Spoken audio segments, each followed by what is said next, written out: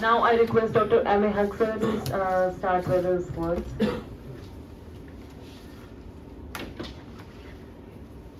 Good afternoon, namaskar to all of you. आज आश्चर्य foundation के जो हमारे जो है संस्थापक और जो इनके ऑफिस बेयरर्स हैं, उन लोगों ने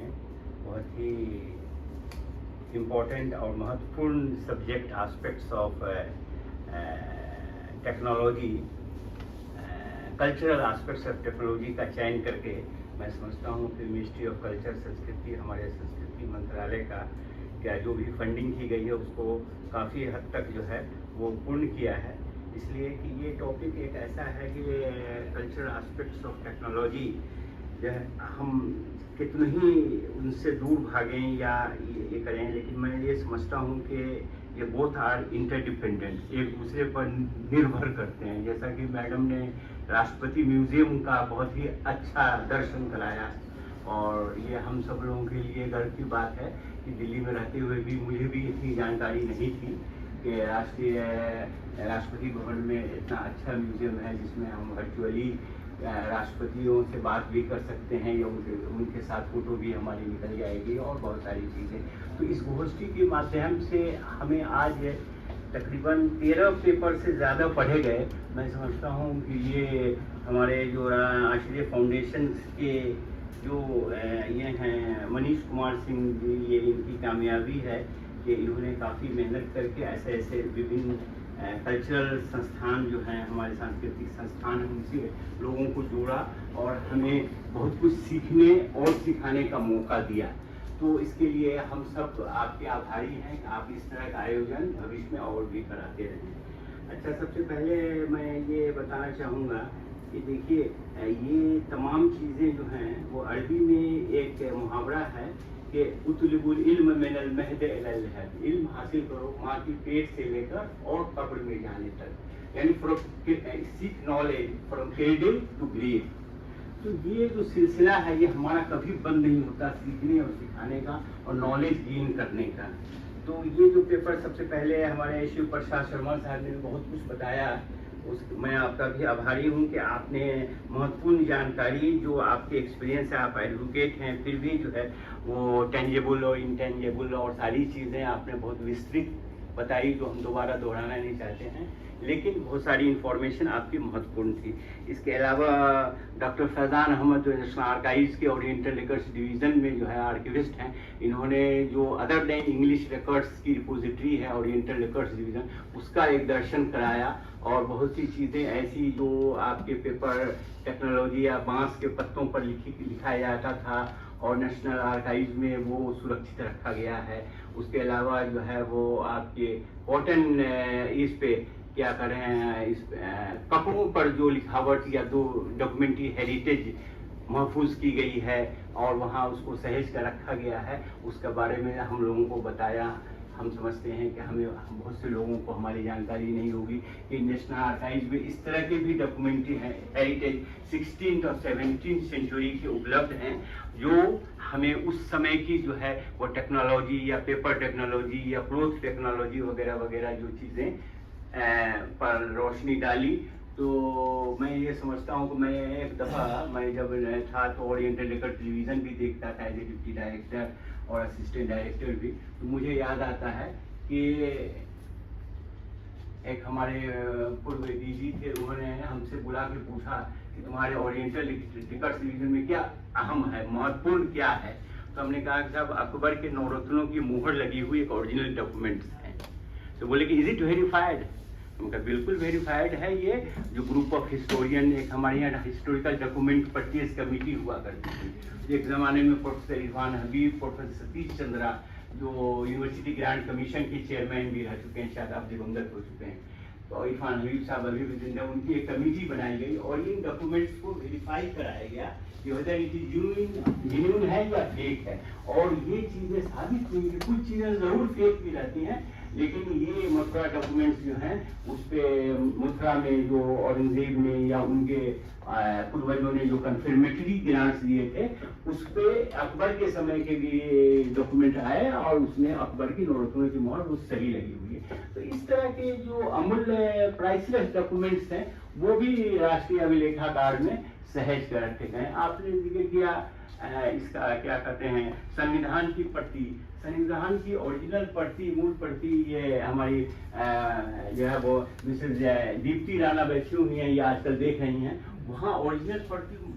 रखी हुई है। आप जाकर उसका अवलोकन कर सकते हैं कि भारत के सभी भाषाओं में जो है सो क्या कहते हैं वो दस्तखत हैं, किसी के हिंदी में है, किसी के उर्दू में है, किसी की बांग्ला में है, क्योंकि उस वक्त जो संविधान निर्माता थे वो अच्छी तरह जानते थे कि ये देश जो है वो जो रूप बनाया जा रहा है वो यानी अनेकता में एकता है। तो हम बहुत सारे लोग रहते हैं, विभिन्न धर्मों के लोग रहते हैं, विभिन्न भाषाओं के लोग रहते हैं, नॉर्थ के, साउथ के, ईस्ट इंडिया के लोग रहते हैं, ईस्टर्न इंडिया,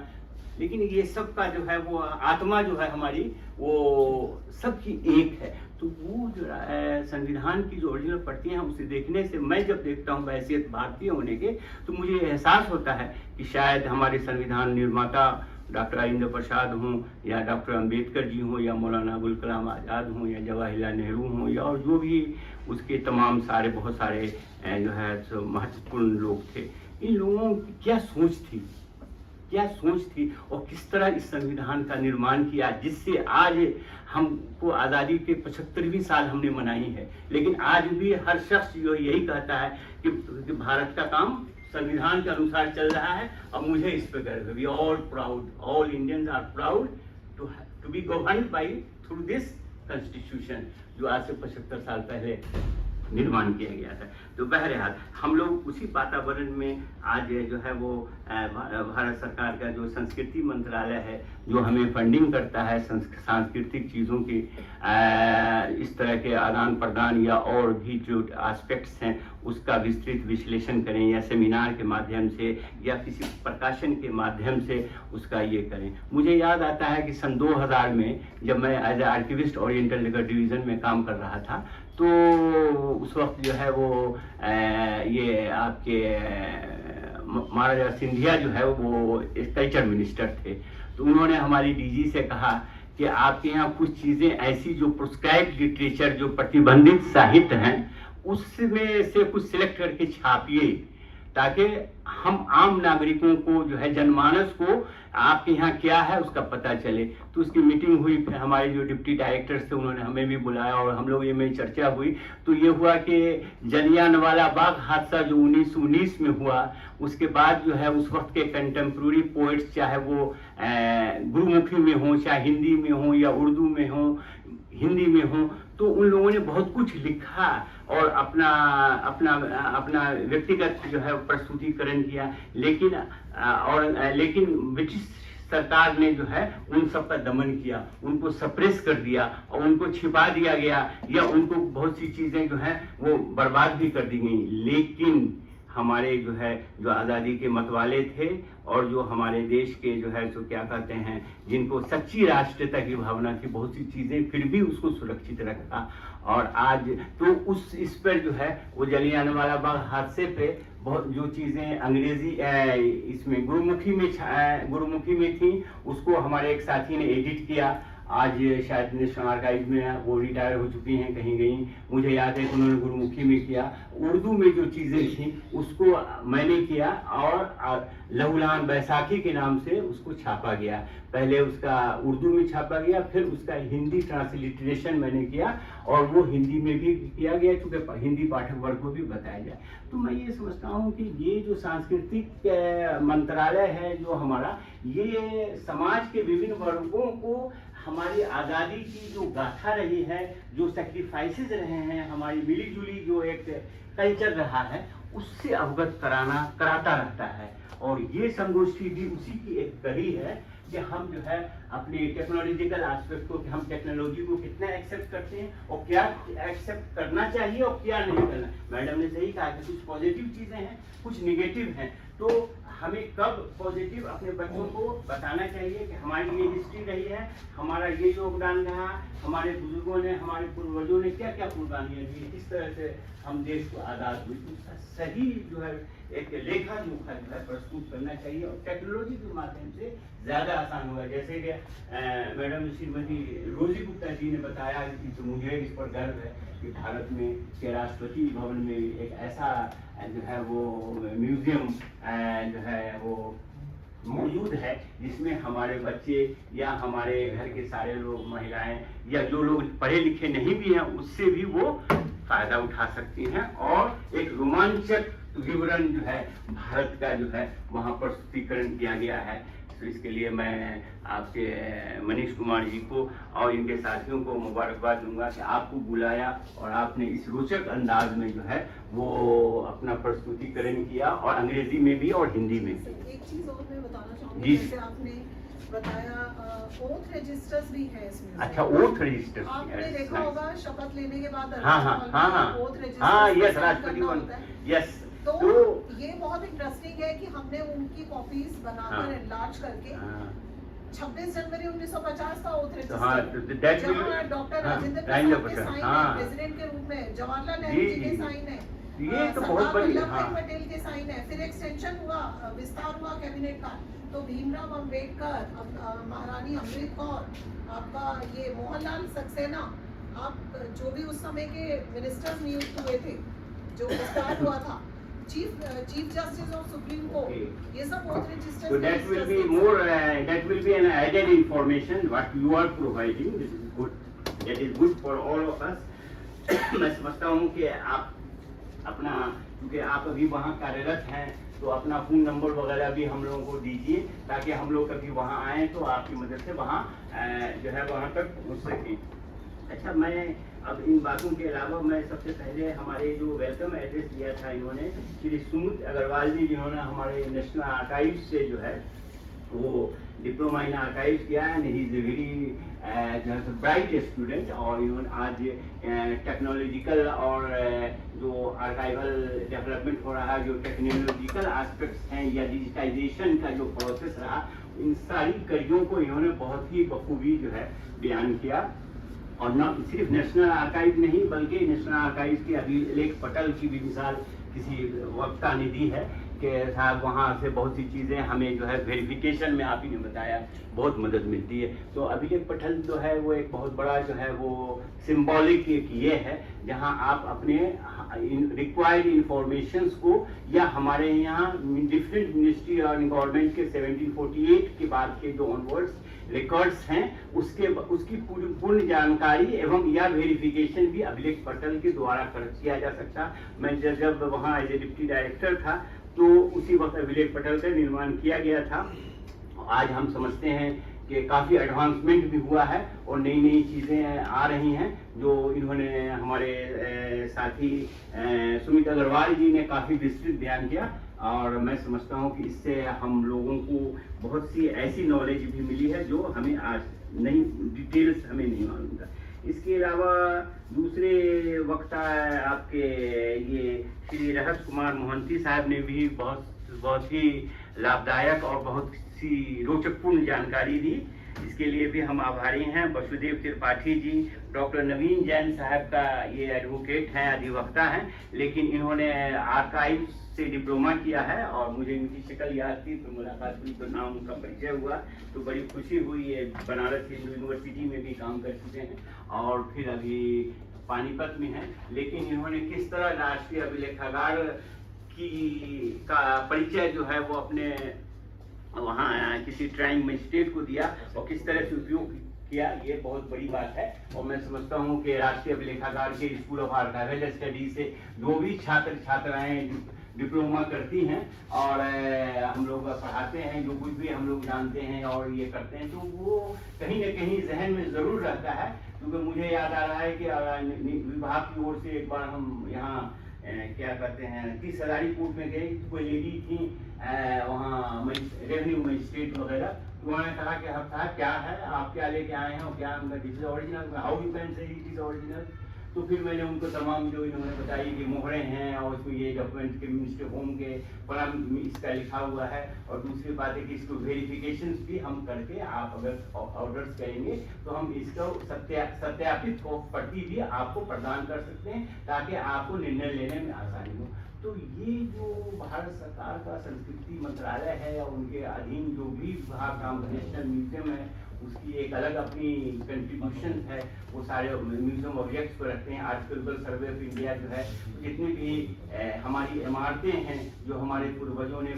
चाहे ancient India, medieval India, Delhi school towns के हों या मॉडर्न पीरियड की हों, तो उनकी जितनी भी हिस्टोरिकल मोनूमेंट्स है इंडिया में भी, अब्रॉड में भी, उसकी सुरक्षा और उसको देख रेख और उसको लॉन्जिविटी अदा करने के लिए, जीवन काल उनका बढ़ाने के लिए हम ये वो आर्कियोलॉजिकल सर्वे ऑफ इंडिया हमेशा कार्यरत रहता है। उसके अलावा national gallery of modern art है, या और बहुत सारे जो है फिर क्या कहते हैं, दूसरी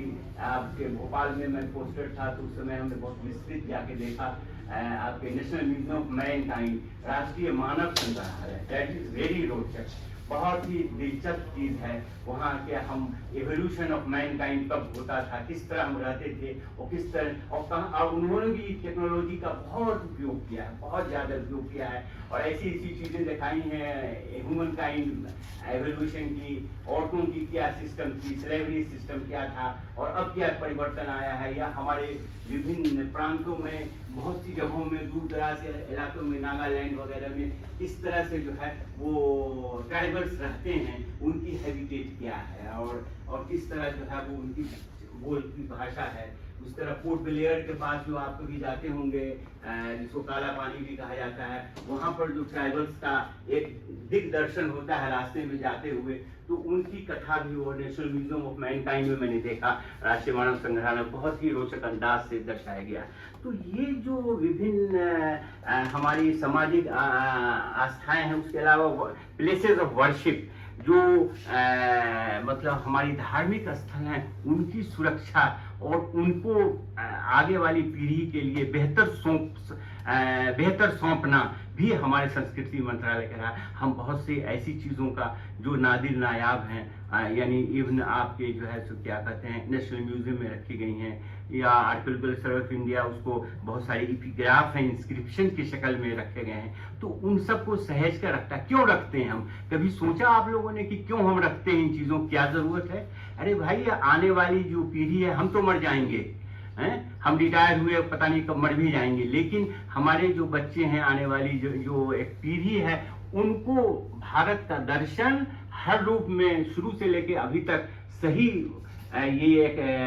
जो है वो के रूप में उन तक पहुंचाना मेरा फर्ज बनता है। तो इसलिए ये यहाँ कोई आमदनी नहीं होती, संस्कृति मंत्रालय में खर्च ज़्यादा है, लेकिन हम अपनी तहजीब को, अपनी तमद्दुन को, अपनी संस्कृति को और अपनी विरासत को इसलिए बचाते हैं ताकि हमारी जो है पूछ परख दुनिया में बाकी रहे। आज भारत के आदरणीय प्रधानमंत्री श्री मोदी जी जब विदेश जाते हैं तो भारत का जो है वो भारत को गर्व से बताते हैं कि हमारी ये संस्कृति रही है, ये हमारी तहजीब रही है और हम इस तरह कर रहे हैं, हमने जो है वो ये किया है। तो और कुछ न कुछ यहाँ की एक खास सांस्कृतिक जो है गिफ्ट भी ले जाते हैं ताकि वहाँ के लोगों को भारत की तहजीब, यहाँ की विरासत, क्योंकि हम भारतीयों का ये रहा है कि हम जब कुछ जाते हैं, किसी मेहमान आता है या मेहमान के यहाँ जाते हैं तो हम अपना कुछ ले जाते हैं। तो ये बहुत सी चीज़ें आपने बताई कि राष्ट्रपति भवन में जो हमारे पूर्व राष्ट्रपतियों को बहुत सारी भेंट मिली हैं, जो उपहार मिला है, गिफ्ट मिला है, उसको वहाँ भी रखा गया है और उसको भी हम देख सकते हैं। चांद का पत्थर भी। तो ये सारी चीज़ें, इसके अलावा जनार्दन कुमार जी ने भी कुछ बताई, युगेश तिवारी जी ने, सॉरी, और डॉक्टर फैजान अहमद, अंकित शर्मा, अनिल कुमार भारती जी, कौशल परख, विवेक रंजन, अविनाश कुमार मिश्रा ने भी जो है काफ़ी दिलचस्प बातें बताई जो हम लोग जो है वो एक। इसके अलावा अभी मैं दूरदर्शन इसमें क्या कहते, ऑल इंडिया रेडियो आकाशवाणी में गया था तो एक हमारे साथी ने भी बताया कि कल्चरल ऑडियो विजुअल का काम एजेंसियों को दिया गया है। तो वहाँ हमसे किसी ने प्रश्न किया, हम कहा यस, तो क्या डेवलपमेंट थी मुझे नहीं मालूम था। अब मैं बात करूँगा जो है सो डॉक्टर प्रोफेसर ये क्या नाम है इनका, पी झा साहब से कि वो उसके बारे में उनसे इंफॉर्मेशन लेना है। तो ये डिजिटल प्रिजर्वेशन का जो है वो जो हमारी जो श्रृंखला है और इस तरह से जो हमारे मतलब डिजिटली जो डॉक्यूमेंट्री हेरिटेज को भी हम कर रहे हैं ताकि वर्ल्ड ऑफ स्कॉलर्स जो हैं उससे इमीडिएट जो है वो लाभान्वित हो सके। इस संदर्भ में हमारे अग्रवाल साहब जो हैं, सुमित अग्रवाल साहब काफ़ी अपनी सेवाएं प्रदान कर रहे हैं। राष्ट्रीय अभिलेखागार में भी जब तक थे इन्होंने काफ़ी काम किया और उसके अलावा जो है सो अभी INCA में कर रहे हैं। तो ये भी हमारे लिए बहुत गर्व का विषय है। और देखिए एक बात और मैं बताना चाहूँगा कि हम जब 9th क्लास में थे तो हमारे एक टीचर थे बंगाली बाबू, तो वो उन्होंने एक किताब दी, अंग्रेजी की कुछ बुक ला के दी। उसका हेडलाइन था कैरेक्टर बिल्डिंग। तो हमारी जो ये सारी मतलब ये जो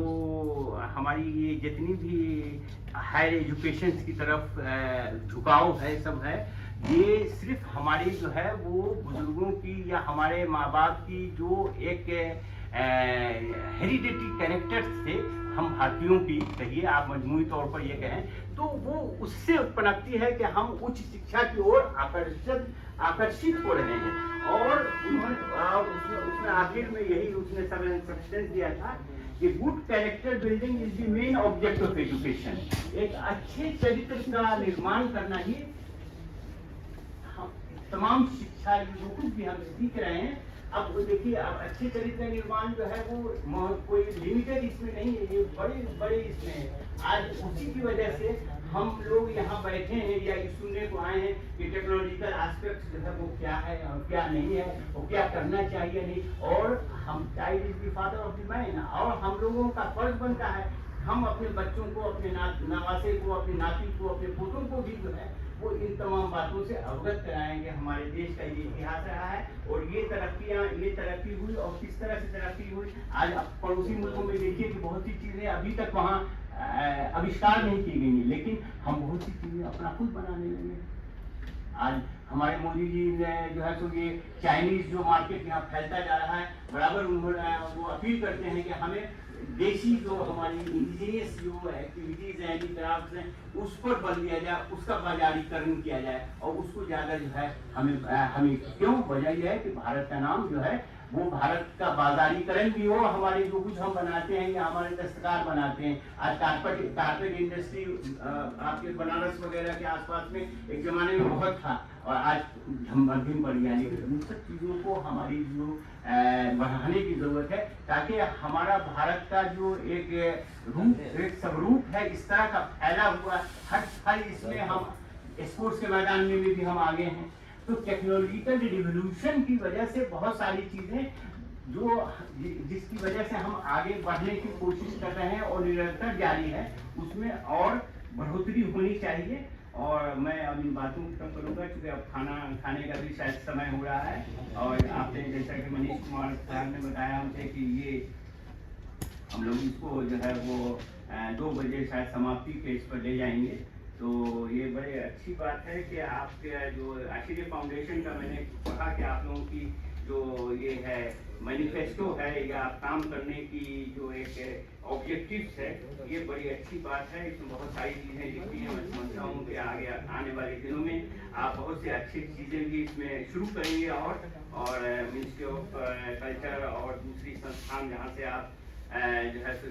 निवेदन करेंगे वो लोग आपको जरूर सपोर्ट करेंगे। मैं समझता हूँ इसकी एक अच्छी विस्तृत रिपोर्ट तैयार होनी चाहिए कि किस तरह के डिस्कशन हुए और इसका प्रैग्मेटिक अप्रोच क्या है और उस पर जो है वो क्या कहते हैं डिस्कशन। और ये डिजिटल प्रिजर्वेशन वगैरह जो है वो चूँकि हमारी ज़रूरतें जो है हमारी देश की आबादी बढ़ती जा रही है, पॉपुलेशन ग्रोथ हो रहा है, तो हमें उस परिक्षेत्र में और ज्यादा तरक्की करने की जरूरत है और टेक्नोलॉजिकल रिवोल्यूशन लाने की जरूरत है। मैं उन बातों को दोबारा दोहराना नहीं चाहता हूँ जो हमारे साथियों ने बहुत विस्तृत रूपरेखा प्रस्तुत की है। लेकिन इन सब में कामयाबी जब मिलेगी जब हम आने वाले खास जो यंगर जनरेशन हैं उनको जो है हम आगे हमारे इंजीनियर्स बने, डॉक्टर्स बने, हमारी जो है वो डिफरेंट फील्ड्स में जो है expertise ministry of skill development का इसीलिए किया गया है कि जिस चीज में हम कुशलता लाना चाहते हैं, जिसमें निखार पैदा हो, जिसको जो शौक हो, जिसका जो भी अपना ये हो, उसमें आगे बढ़ने की कोशिश करो। मैं समझता हूँ कि आखिर में हम सिर्फ एक बात पर अपनी खत्म करूंगा कि अपने कि एक उर्दू का एक शायर है, उसने कहा कि अपने पुरखों की विरासत को संभालो, अपने पुरखों की विरासत को संभालो, वरना अब के बरसात में ये दीवार भी गिर जाएगी। थैंक यू, धन्यवाद। जय हिंद, जय भारत।